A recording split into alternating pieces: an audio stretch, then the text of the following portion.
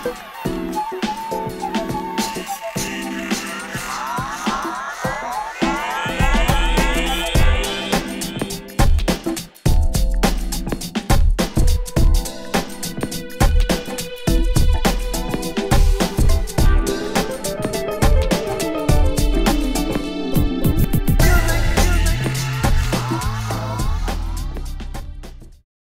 Ewers with New Mexico Entertainment Magazine, and I am happy to be here today with Miss Claudia Christian.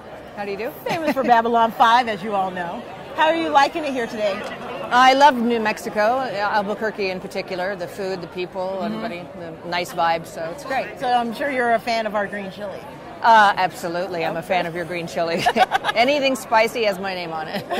And when it comes to seeing the fans and how they're responding to you being here, how's it been? I love it. I mean, I've been doing these for almost 20 years now, so it's always a pleasure. It's especially nice when I find out that, you know, parents have been showing their kids Babylon 5, so now I've got little legions of fans, small fans. Yeah. And just stepping back into that time, what was it like being on that show? What was the experience like? It was probably the best experience I've ever had in my 30-plus year career, because it was pre-internet days, so people actually spoke to each other on a set. They didn't look at their cell phones.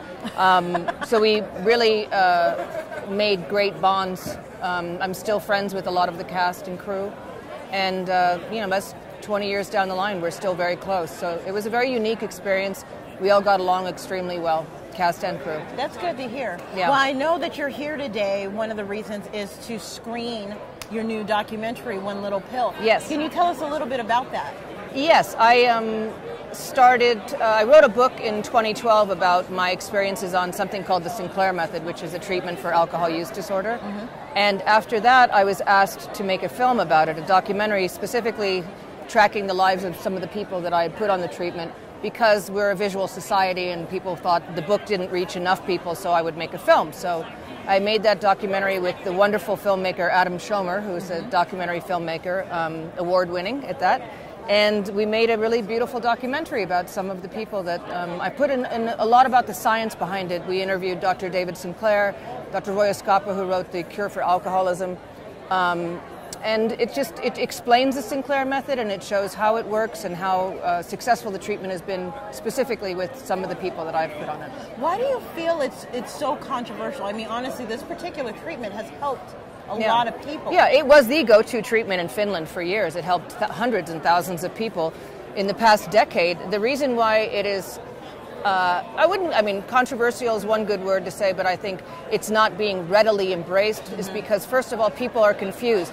You're telling somebody with an alcohol addiction to continue to drink. Yeah.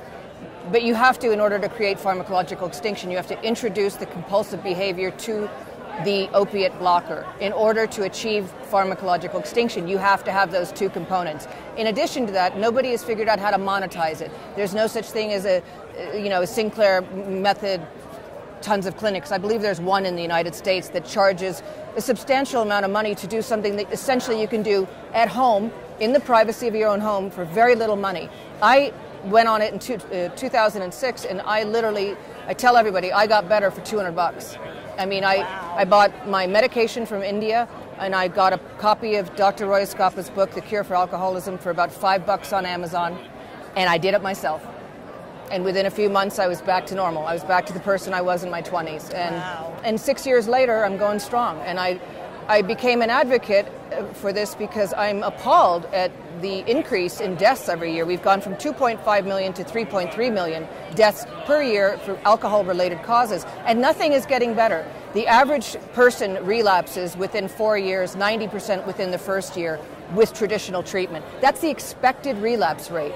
And we have a nearly 80% long-term success rate in over 120 proven, peer-reviewed clinical trials.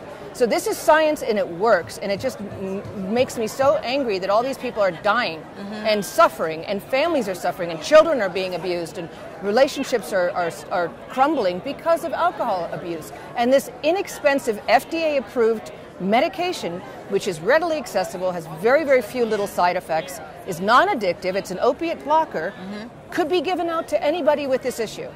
And they could help themselves. They don't have to go to rehab. They don't have to go to meetings for the rest of their life. They don't have to say they're an alcoholic, because they're done with the alcoholism if they stay on it.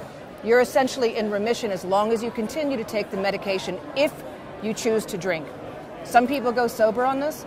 Some people go back to normal or safe drinking levels. So it really comes down to, sadly, as it seems to be in this world, money. Yeah, just making money off of anything that is produced. The multi-billion-dollar rehab industry does not like the Sinclair method. Because think about it. You're going to give somebody the pill, they're going to do it for 6 months, and then they're better. Yeah. They no longer need the medication all the time. They just need a few pills in case they drink. They don't have to go into rehab. They don't have to leave work. They don't have to leave their family.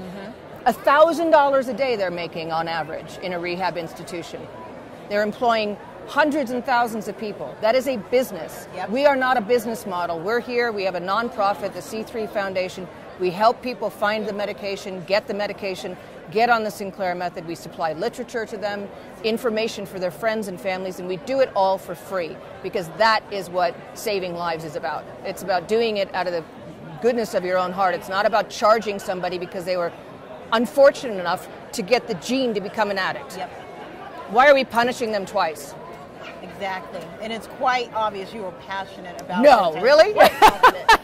So when it comes down to people going to see this film, yes, what do you want them to walk out? What action should they be taking when they walk out of this documentary? I believe that just about every single person in this room knows somebody that was affected by alcohol abuse. And I believe that every single person that sees that film can now go to that person or to their friends and family and say, look, there's another option out there, and it seems to be working for a lot of people. Why don't you try this? And send them to the C3 Foundation or download the film on onelittlepillfilm.com, onelittlepillmovie.com. Download it, show it to people. I just expect and I hope and I wish that people would spread the word because knowledge is key. And people need options. Options save lives. That's our logo. I mean, but it's so true. You need to have. Not every addict is the same, period. Every single addict is different. You can't treat one person with prayer and another person with a pill. And some people need a combination of things. They need talk therapy and the medication. Some people are doing well with the naltrexone implant. Okay, I don't care how you get better, just get better. Exactly. And we're just here to talk about something that worked personally for me for the past 6 years, and it's worked for every single person I've put on it. So, that's proof in the pudding right there. Exactly. So, onelittlepillmovie.com. Check it out. Check out the screening this evening. This is Teresa Ewers with New Mexico Entertainment. Claudia Christian, thank you for meeting with us. Thanks a lot, Teresa. See ya. Thank you.